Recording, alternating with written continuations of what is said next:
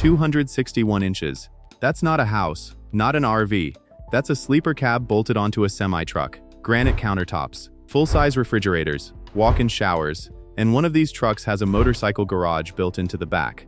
Here's why that matters. The average long-haul driver spends 250 days a year inside one machine. So a few owner-operators stopped asking what does a truck need and started asking what does a home need. Then they built it on a frame rated to haul 40 tons. These 8 trucks are the answer. Number 1 is 21 feet of sleeper behind the cab. Let's get into it. Number 8, Freightliner Cascadia 156 RE Legacy 2 Sleeper. Cascadia is the most forgettable truck on the highway. Fleet white, no chrome, built for fuel numbers, not attention. But here's the important part: the cab and the sleeper are separate problems. One is about aerodynamics, the other is about livability. So builders started solving them independently.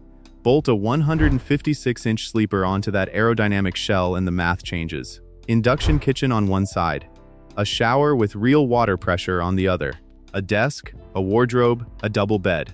Under the hood, a Detroit DD15, 505 horsepower on a 324-inch wheelbase. Price, around $185,000. Same fuel-efficient nose, a completely different truck behind it. Number 7, Peterbilt 579-156 R Legacy I Sleeper. Factory Ultra Loft is already the biggest sleeper you can order from a dealer. 80 inches, 6'8" of headroom, a flat floor. For most drivers, that's the ceiling. Now here's why that matters. RE didn't redesign the truck.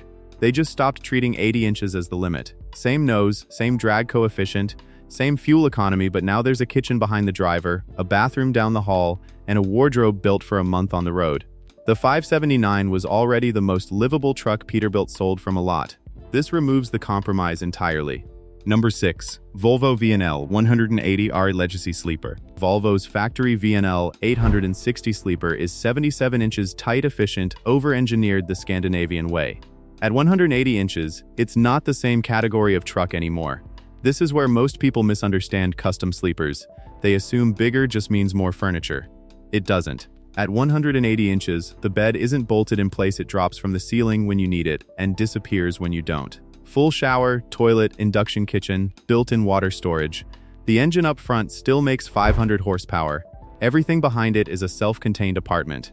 Number 5, Peterbilt 389, 192 RE Custom Sleeper. While every manufacturer chased aerodynamics, Peterbilt kept building a long hood truck with a vertical grille because that shape sells on identity, not drag coefficient. But here's the important part. A 192-inch custom sleeper isn't nostalgia. It's a second decision stacked on the first one. The TV doesn't sit on a shelf, it lowers from the ceiling on a motor. Full wardrobe system. A bed that's the visual center of the room, not an afterthought crammed in the back. The 389 is the owner-operator saying, I want the classic hood, and I'm not giving up comfort to keep it. No trade-off required, just a bigger sleeper.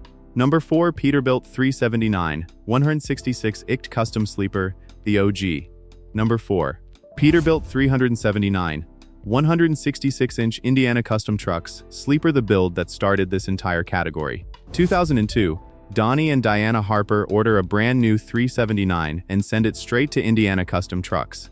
Diana designs the interior herself: tile floor, solid wood cabinets, a leather sofa, satellite TV that works in motion, a full kitchen, a full bathroom.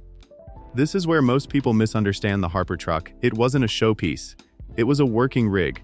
Drop deck trailers, buses, military vehicles, oversized equipment, every day with 2 dogs on a 340-inch wheelbase longer than a city bus. So here's the logical thread. The Harpers proved a custom sleeper isn't vanity spending. It's the difference between burning out in year 3 and still being on the road in year 20.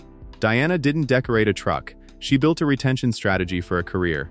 Number 3, Bolt Custom Trucks, 150-plus fully integrated sleeper. Most sleepers are boxes bolted onto a factory cab. That joint is the weak point vibration finds it first. Cabinets rattle, walls flex over time. Every owner-operator knows that sound. Bolt's answer was structural, not cosmetic. They cut the factory cab wall, build an aerospace-grade ring in its place, and attach a sleeper that flows from the driver's seat with no step and no seam. Aluminum frame, not wood or steel. Aircraft-style fasteners instead of standard bolts. The result, 500,000 miles and the cabinets are still tight. Now here's the part that actually solves a real design problem. A big bed eats up to 80% of the floor. So where do you sit to eat or work? Bolt built a rear dining booth. Push a button, the table lowers, the bed expands back over it at night. 2 configurations, same square footage. This isn't aftermarket guesswork either. Peterbilt, Kenworth, Volvo, and Freightliner all ship chassis directly to Bolt under a certified ship-through program, manufacturer endorsed, not just manufacturer tolerated. Shower, toilet, fridge, freezer, microwave, full kitchen. In several states, trucks like this register as motorhomes, meaning no CDL required to drive one. Same chassis, same 500 horsepower engine, different classification. A 2027 Aries 40 S3B on a Volvo VNR runs $439,900. That's not a truck price, that's a real estate price. It's number 3 because Bolt didn't just add space, they re-engineered how the space holds together. Number 2, Peterbilt 567, 220 extended cab. Peterbilt 567, the most visually unexpected truck on this list. 220 inches is over 18 feet of sleeper. But length isn't what earns this spot. What's built into the back of it is a garage, ramp, door, and room for a full-size motorcycle, not a scooter positioned behind the kitchen, behind the bathroom, behind the bed.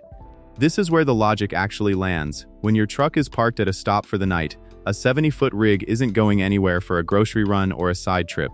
A motorcycle is. So the owner built the solution directly into the chassis instead of towing a trailer behind it. Kitchen, bathroom, bed, garage, none of it is decorative. Every section earns its square footage. And the next truck on this list is built on the same logic, just bigger again. Number 1, Kenworth W990 261 RI Custom Sleeper. Kenworth W990 261-inch RE Custom Sleeper, the largest sleeper ever built on a working truck. That's 21 feet, 9 inches of living space behind the cab. Mike and Monica Ingram's 2020 W990 runs a 445-inch wheelbase, 37 feet from bumper to sleeper, and 30,000 pounds before the trailer is even hooked up. Inside, a full-size refrigerator, not a mini fridge. A twin bed with a ceiling fan above it.